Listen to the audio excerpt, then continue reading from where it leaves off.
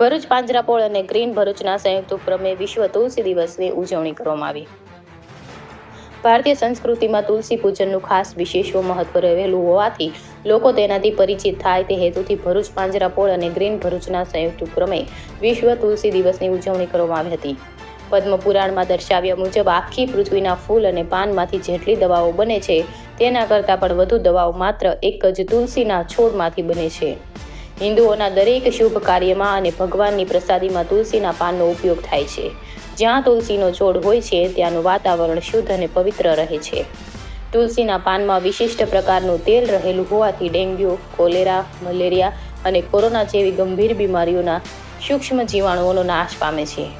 તુલસીના મુખ્ય 2 પ્રકાર છે: લીલા પાનવાળી રામ તુલસી અને કાળા પાનવાળી શ્યામ તુલસી. આયુર્વેદ મુજબ તુલસી અનેક રોગોની રામબાણ ઔષધિ છે. તુલસી કડવી, તીખી, ગરમ, કફ, વાત શામક, કૃમિ દુર્ગનાશક, રક્તશોધક, રયોદતેજક તથા પિત્તવર્ધક છે.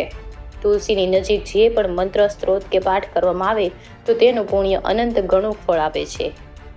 બ્રહ્મ વૈવર્ત પુરાણમાં દર્શાવ્યા મુજબ મનુષ્યના મૃત્યુના સમયે તેના મુખમાં તુલસીનું પાન મૂકવામાં આવે તો તે મનુષ્યના જીવનના તમામ પાપોનો નાશ થઈ મનુષ્યને વિષ્ણુ લોકની પ્રાપ્તિ થાય છે. સ્કંદ પુરાણમાં દર્શાવ્યા મુજબ જે ઘરમાં તુલસીનું રોજ પૂજન થતું હોય ત્યાં યમદૂતો પ્રવેશી શકતા નથી. બ્રહ્મ પુરાણમાં દર્શાવ્યા મુજબ મનુષ્યના મૃત્યુ બાદ તુલસીના લાકડાથી તેના અંતિમ સંસ્કાર કરવામાં આવે તો તે મનુષ્યનો પુનર્જન્મ થતો નથી અને મનુષ્યને મોક્ષ માર્ગની પ્રાપ્તિ થાય છે. રોજ સવારે તુલસીના 5 થી 7 પાન ચાવીને ખાવાથી મનુષ્યમાં હિમોગ્લોબિન અને યાદશક્તિ વધે છે.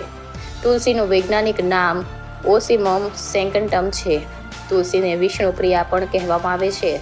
તુલસીના પાનમાં ઇથર નામનું રસાયણ રહેલું હોવાથી મચ્છર જેવા સૂક્ષ્મ જીવાણુઓ દૂર ભાગે છે.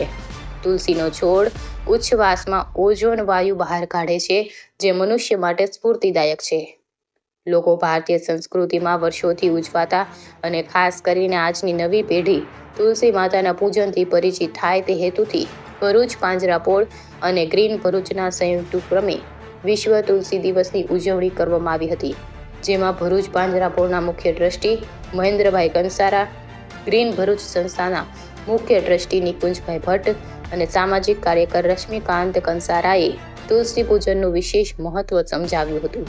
જેમાં બાળકો અને આસપાસના રહીશોએ મોટી સંખ્યામાં હાજર રહીને ખૂબ જ ઉત્સાહપૂર્વક તુલસી માતાનું પૂજન અર્ચન, દર્શન, આરતી અને પ્રસાદ કર્યો હતો.